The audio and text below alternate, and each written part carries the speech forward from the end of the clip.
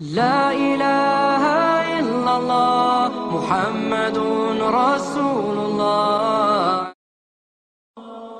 رمضان يا رمضان يا رمضان شهر الكتاب تلاوة وقيام. رمضان يا رمضان يا رمضان شهر الكتاب আসসালামু আলাইকুম রহমতুল্লাহি ওয়া বারাকাতুহু। আলহামদুলিল্লাহ ওয়া শুকরুলিল্লাহ, সালাতি ওয়া সালামি আলা হাবিবিল্লাহ ফি কুল্লি লামহাতিন ওয়া নাফসিন মিন কুল্লি যাররাতিন বিআদাদি ইলমিল্লাহ। রহমতের 10টি দিন পেরিয়ে মাগফিরাতের আজকে 7ম দশকে আমরা এসেছি। সম্মানিত দর্শক শ্রোতা মণ্ডলী, আজ বদর দিবস, 17 রমজান। আপনাদের সকলের প্রিয় চ্যানেল তাজদারে মদিনা চ্যানেলের মাহে রমজানুল মোবারকের অনন্য আয়োজন রমজানের জ্যোতি অনুষ্ঠানের পক্ষ থেকে আপনাদেরকে আন্তরিক প্রীতি এবং মোবারকবাদ জানাচ্ছি। ঐতিহাসিক বদর দিবস এ বিষয়ে আলোচনা করার জন্য আমাদের স্টুডিওতে একজন প্রথিতযশা আলেমের আগমন ঘটেছে। আসুন আমরা তার সাথে পরিচিত হই। জামিয়া কাদরিয়া তৈবিয়া কামিল মাদ্রাসার সম্মানিত মুহাদ্দিস মুফতি মাওলানা মোহাম্মদ শফিউল আলম। আসসালামু আলাইকুম ওয়া রাহমাতুল্লাহি ওয়া বারাকাতুহু। ওয়ালাইকুম আসসালাম ওয়া রাহমাতুল্লাহি ওয়া বারাকাতুহু। জি মুহতারাম, আপনি কেমন আছেন? আলহামদুলিল্লাহ, আমি ভালো আছি। আপনি কেমন আছেন? জি আলহামদুলিল্লাহ, মাহে রমজানে আল্লাহ অনেক ভালো রেখেছেন। সম্মানিত দর্শক ও শ্রোতা মণ্ডলী, আসুন অনুষ্ঠানের শুরুতেই আমরা কোরআনুল কারীমের তেলাওয়াত শুনব।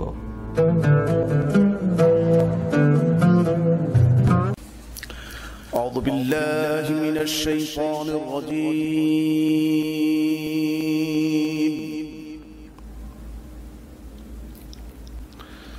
بسم الله الرحمن الرحيم.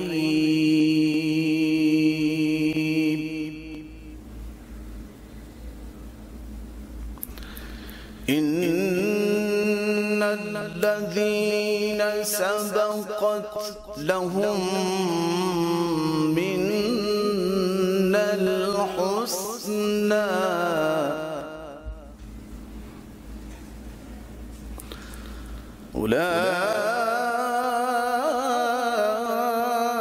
أولئك عنها مبعدون.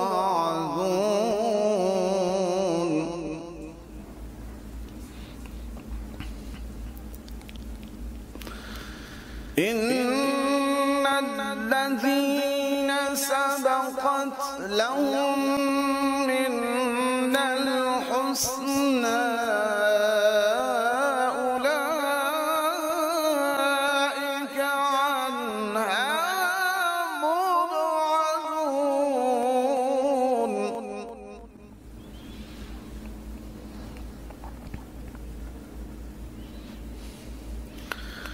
لا يسمعون حسيسها وهم فيما اشتهت أنفسهم خالدون.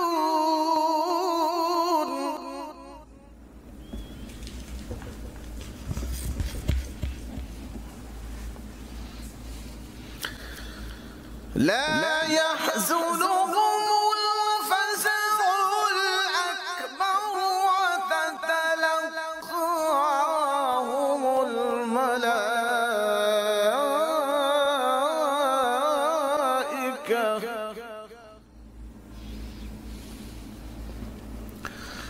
هذا يومكم الذي كنتم توعدون.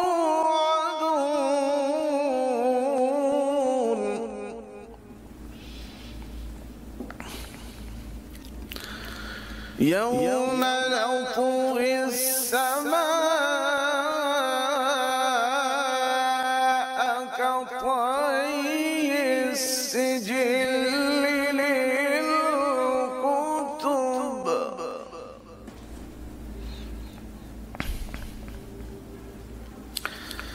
كما بدأنا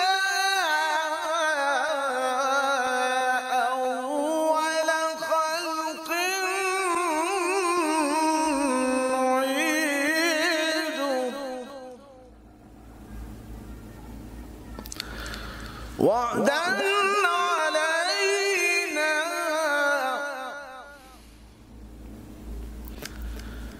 وعدا علينا إنا كنا فاعلين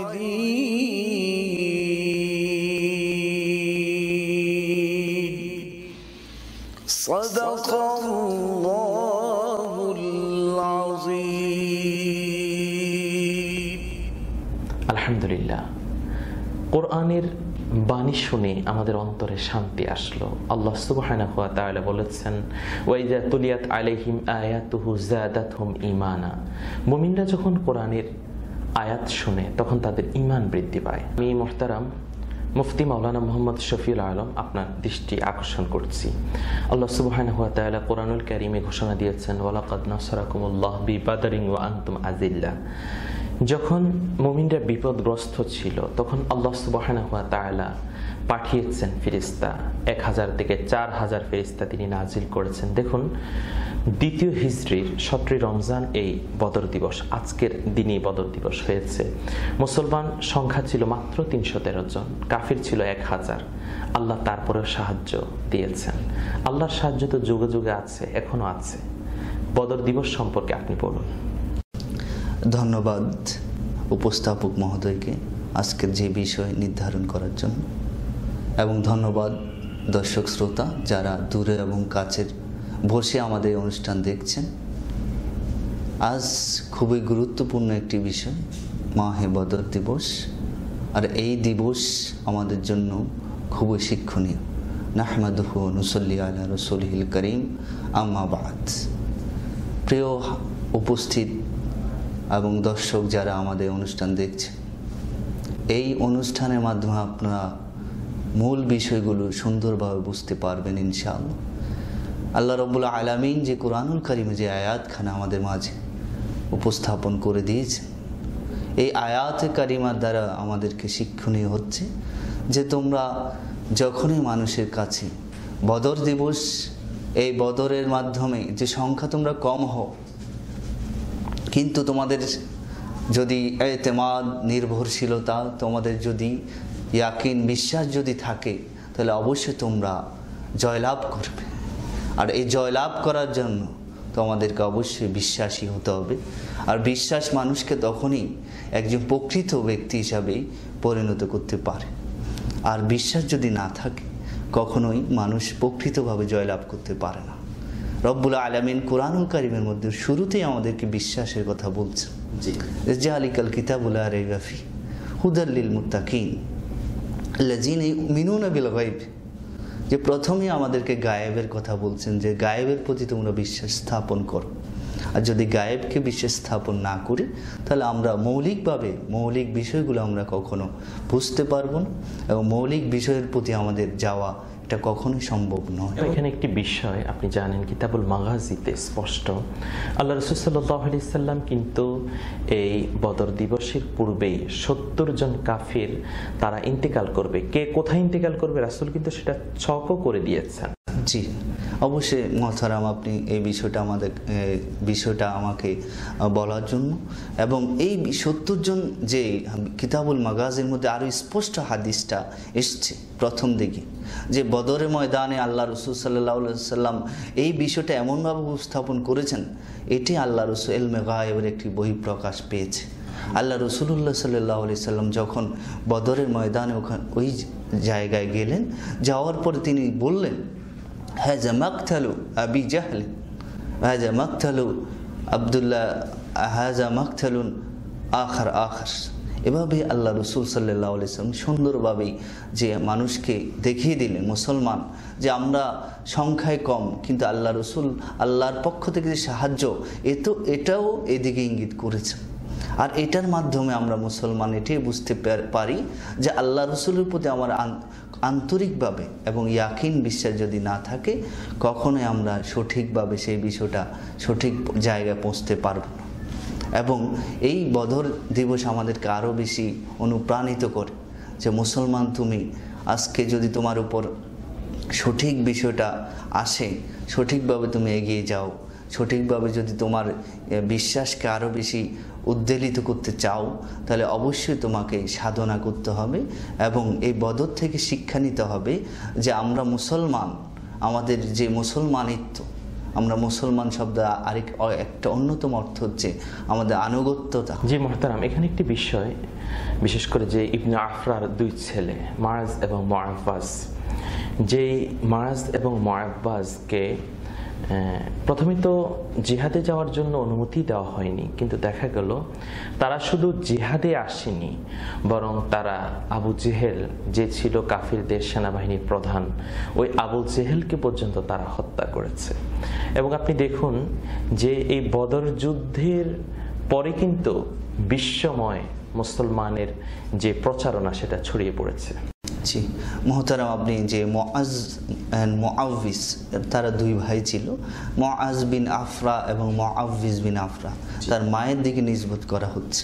আর এই দুই ভাইয়ের সাথে আরেকজন যোগ হয়েছিল, হাদিসে পাকের আব্দুল্লাহ ইবনে মাসউদ রাদিয়াল্লাহু তাআলা আনহু। তিনি যখন শেষ পর্যায়ে গিয়ে আব্দুল্লাহ ইবনে মাসউদ রাদিয়াল্লাহু তাআলা আনহু, আবু জাহেল যখন তার একেবারে অন্তিম সময়, তখন তিনি যাই বললেন, হে আবু জাহেল, তুমি এই সময়ে এসে উপনীত হয়েছ, তুমি আল্লাহর রসুলের অনেক বেশি শত্রু ছিলে।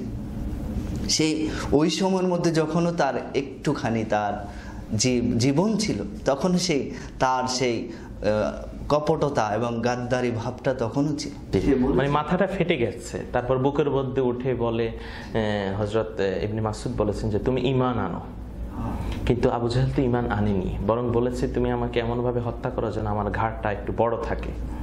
এবং সাথে সাথে এটাও বলেছিল যে আমি একজন সৈয়দ, তোমরা যে আমাকে এভাবে হত্যা করতে পেরেছো, এটা তোমরা সৌভাগ্যবান। কত বড় তার স্পর্ধা, যে ইসলামের প্রতি সে এত বেশি, মুসলমানদের প্রতি এত বেশি নির্যাতন করার পরও, এবং শেষ পর্যায়েও সেই নির্যাতন করার পরও শেষ পর্যায়ে সে তার গাদ্দারি ভাবটা রেখে দিয়েছে। এবং এটা যুগে যুগে কাফেররা মুশরিকরা রাখবেই। মুহতারাম, এখানে আরেকটি বিষয়, বিশেষ করে আপনি জানেন আনসার মুহাজিরদের মধ্যে 14 জন সাহাবী এই যুদ্ধে শহীদ হয়েছেন। আল্লাহ পাক রব্বুল আলামিন কোরআনের আয়াত নাযিল করেছেন, ওয়ালা তাকুলু লিমান ইউকতালু ফি সাবিলিল্লাহি আমওয়াত বাল আহইয়া। এই যে শহীদদেরকে জীবিত বলা হয়েছে, বা নবীরা জীবিত, আল্লাহর ওলিরা জীবিত, এটা কোরআন হাদিস কি বলে?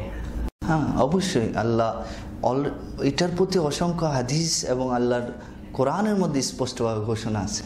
আরেক আয়াতে বলা হচ্ছে, ওয়ালা তাহসাবান্নাল্লাযিনা কুতিলু ফি সাবিলিল্লাহি আমওয়াতান বাল আহইয়াউন।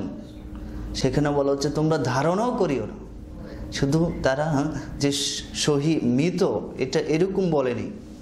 অন্য আয়াতে বলছে তোমরা এই বিষয়ে ধারণাও করো না, অর্থাৎ তোমাদের মনের মধ্যে যেন এটার এই ধারণা উদয় ভাব না হয়। এখানে আরেকটি বিষয় মুহতারাম, সূরা আলে ইমরানে এসেছে, ইনদা রাব্বিহিম ইউরযাকুন, আল্লাহ তাদেরকে রিজিক দিচ্ছেন। তো যাদেরকে কবরে রিজিক দেওয়া হচ্ছে তারা তো মৃত হতে পারে না। অবশ্যই যে রিজিক যখন আছে, এছাড়াও যে নবীর কথা বলছিলাম, স্পষ্ট মুসনাদে আহমদের মধ্যে আসছে এবং তিরমিজি শরীফের হাদিস, যে ইন্নাল্লাহ হাররামা আলাল আরদ আন তাকুলা জাসাদাদ আম্বিয়া ফানবিউল্লাহ হাইয়ুন ইউরযাকু। এবং আমরা যে আরেকটি বিষয় এখানে, যে আল্লাহ রাসূল যখন হযরত মেরাজের রজনে যাচ্ছেন, তখন মারাতু বিকবরে মূসা ওয়া কায়িমুন ইউসাল্লি, আরেক রাওয়ায়াতে আছে ইউসাল্লি কায়িমান, যে হযরত মূসা আলাইহিস সালাম তিনি দণ্ডমান অবস্থায় নামাজ পড়ছেন কবরে। সুবহানাল্লাহ, সুবহানাল্লাহ। জি মুহতারাম, আমাদের চ্যানেলের পক্ষ থেকে আপনাকে অনেক অনেক মোবারকবাদ। হ্যাঁ, আপনাকেও মোবারকবাদ এবং দর্শক শ্রোতাকেও মোবারকবাদ। আলহামদুলিল্লাহ। সম্মানিত দর্শক শ্রোতা মণ্ডলী, আজ বদর দিবস, ঐতিহাসিক বদর দিবস, মুসলমানদেরকে সাহায্য করার দিন। আসলে কি আমরা আল্লাহর সাহায্য চাই? আল্লাহ তো বলেন, নাসরুম মিনাল্লাহ ওয়া ফাতহুন করিব ওয়া বাশশিরিল মুমিনিন। আল্লাহর পক্ষ থেকে মুমিনদের জন্য সাহায্য রয়েছে। অন্তরের মধ্যে যদি আল্লাহর ভয় রাখতে পারি, রাসূলের প্রেম রাখতে পারি, আল্লাহর ওলি হওয়ার জন্য আল্লাহর কাছে আমরা দোয়া করি, আমরা যদি আল্লাহর পথে, রাসূলের পথে গোলামি করি, বিজয় আমাদের অনিবার্য। ভয় পেও না, চিন্তিত হয়েও না, লাঞ্ছিত অপমানিত তোমরা হবে না, যেহেতু তোমরা মুমিন। এটা তো আল্লাহর ঘোষণা। আসুন, 313 জন সাহাবী নিয়ে আল্লাহ রাসূল সাল্লাল্লাহু আলাইহি ওয়াসাল্লাম যদি 1000 কাফির বাহিনীর উপর বিজয়ী হন। বিজয়ী আমরা হবই। সারা বিশ্বের বুকে ইসলামের পতাকা উড্ডীয়ন হবে। সেদিন আর বেশি দিন নয়। বারাক ওবামার ঘরে, নিউ ইয়র্কের ওয়াশিংটন ডিসিতেও ইসলামের পতাকা যাবে ইনশাআল্লাহ। এটাই তাজেদার মদিনার আহ্বান। বিশ্বের সকল মুমিন মুসলমান, আপনারা আল্লাহর উপর ভরসা রাখুন আর মাহে রমজানের সিয়াম পালন করুন। আপনাদের সকলকে আন্তরিক প্রীতি, মোবারকবাদ। দেখা হবে আগামীকাল একই সময় একই চ্যানেলে। আল্লাহ হাফেজ। আসসালামু আলাইকুম রহমতুল্লাহি ওয়া বারাকাতুহু।